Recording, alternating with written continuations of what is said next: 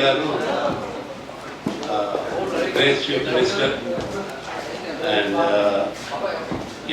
he really put our state on a big development path. And after we lost him, our development stopped, and all the political problems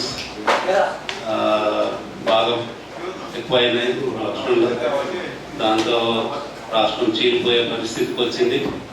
ఇప్పుడు జగన్ నాయకత్వంలో మనకు మళ్ళీ రాజశేఖర్ రెడ్డి లాంటి ప్రభుత్వం వచ్చే అవకాశం ఉందని అనిపిస్తుంది.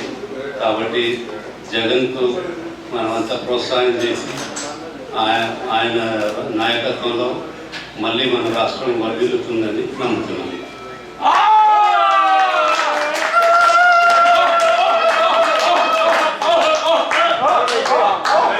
ఆల్రెడీ